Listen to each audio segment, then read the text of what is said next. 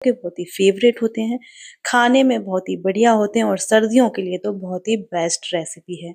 तो चलिए बनाना करते हैं स्टार्ट। इसके लिए मैंने लिए हैं यहाँ पर ये आलू। आलू है 1 किलो के समथिंग। ये आलू मैंने लिए, इनको अच्छे से छीलने के बाद पानी में हम इनको डालकर रखेंगे ताकि ये काले ना हो। तो इनको पानी में आप डालते जाइएगा। तो मैंने रखा था साइड में पानी और उसमें ये आलू में डाल दी गई। ठीक है, तो अच्छे से और धोने के बाद में इनको स्लाइस में कट कर लेंगे। वैसे तो कटर आता है, जो फ्रेंच फ्राई का कटर आता है मार्केट में, लेकिन हम हैं मिडिल क्लास से तो हमें सिखाया गया है कि भाई कम काम में ही और कम दाम में ही अपना काम बना लेना चाहिए। तो मैंने यहाँ पर जो आलू है फ्रेंच फ्राई को स्लाइस में कट कर कर फिर उनको लंबे लंबे फिंगर में कट कर लिया। बहुत ही इजी तरीके से हो जाते हैं कट, कोई परेशानी नहीं होगी। तो चलिए अब इनको हम बॉईल करने के लिए एक कढ़ाई में पानी और नमक डालकर रख देंगे। अच्छे से उबाल आने के बाद इन जो फ्रेंच फ्राई है इनको हम इसमें डाल देंगे। तो गाइस यहाँ पे हमको ध्यान रखना है कि जो फ्रेंच फ्राई हैं उनको हमें ओनली 100 में से यानी कि 40% ही हम इनको यहाँ पर उबलते हुए पानी में बॉईल करेंगे। तो जब कच्चे आलू में आप नाखून गड़ाते हैं तो एक आवाज आती है, ठीक है, लेकिन जब ये 40% जब बॉईल हो जाएंगे तो आसानी से जो नाखून है आपका जो है अच्छे से गड़ जाएगा। तो ये सबसे बेस्ट तरीका है फ्रेंच फ्राई को आधा जो हम स्टीम करते हैं यानी कि उबालते हैं उसको चेक करने का। ठीक है, तो इसको उबालने के बाद में पानी से निकालने के बाद एक कपड़े पे अच्छे से फैला लीजिए। कम से कम 30 मिनट के लिए आप इनको इस तरह से रेस्ट करने दीजिए ताकि जो पानी है वो अच्छे से जो है कपड़ा सोख कर ले।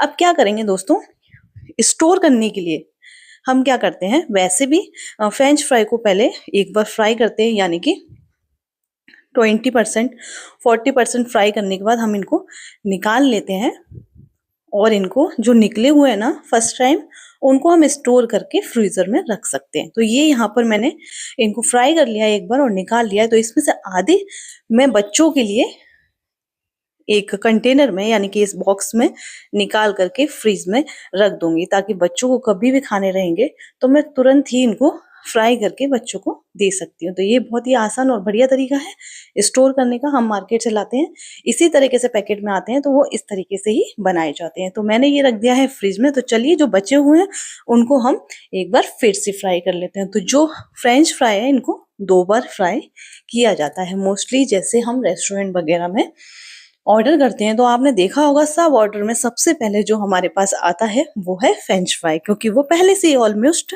जो है रेडी होता है उन लोगों के पास। बस एक बार इस तरह से फ्राई करने के बाद वो हमको सर्व कर देते हैं यानी कि हम तक पहुंचा देते हैं। तो बहुत ही आसान और इजी तरीका है दोस्तों, आप घर पर ही इस तरीके से आप फ्रेंच फ्राई बना सकते हैं। तो देखिए बहुत ही क्रिस्पी और एकदम बढ़िया गोल्डन बन करके ये जो है फ्रेंच फ्राई तैयार हुए हैं।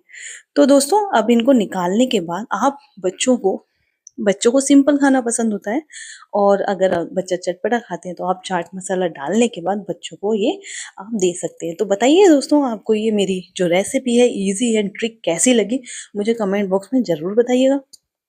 आप लोगों के कमेंट मेरे लिए बहुत ही हेल्पफुल होपफुल रहते हैं ताकि मैं नई नई वीडियो आप लोगों के लिए लाती रहूं। मुझे बहुत अच्छा लगता है खाना बनाना एंड खिलाना दोस्तों, लेकिन एक कमेंट आपका मुझ तक पहुंचता है तो मुझे और अच्छा लगता है। तो इसी तरह से मेरा सहयोग करते रहिए, मेरा हौसला बढ़ाते रहिए ताकि मैं आप लोगों के लिए कुछ नई नई और अच्छी रेसिपी और ईजी रेसिपी बच्चों के लिए खासकर मैं लाती रहूं। क्योंकि मेरे घर में बच्चे हैं तो मैं भी कोशिश करती हूँ कि बच्चों के लिए कुछ अच्छा बन जाए और घर में ही बन जाए, लेकिन बच्चे कहाँ मानते हैं, एक के बाद एक उनकी डिमांड रहती है। तो यहाँ पर मेरी बच्ची को चाहिए था पेरी पेरी मसाला, गरम मसाला, सॉरी चाट मसाला डालने के बाद मैंने उसको सर्व कर दिया दोस्तों। तो प्लीज़ ऐसे नहीं जाइएगा, एक कमेंट जरूर मुझे देकर जाइएगा, बताकर जाइएगा रेसिपी आपको कैसी लगी। दोस्तों आप लोगों का बहुत बहुत स्वागत है, हमेशा अभिनंदन है आपका मेरे चैनल पर।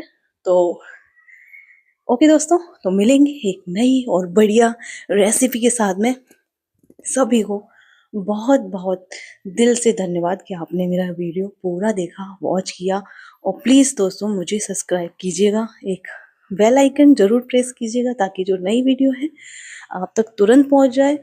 मैं जैसे ही पोस्ट करूं वैसे ही मेरा वीडियो आप तक पहुंच जाए। तो लीजिए एकदम बढ़िया सॉस के साथ, टोमेटो सॉस के साथ, चिली सॉस के साथ, किसी भी हरी चटनी जैसा आपको पसंद हो आप वैसा खा सकते हैं। मेन बात थी मुझे कि मैं आपको सिखा पाऊँ फ्रेंच फ्राई। तो चलिए मिलते हैं नेक्स्ट वीडियो में, बाय बाय।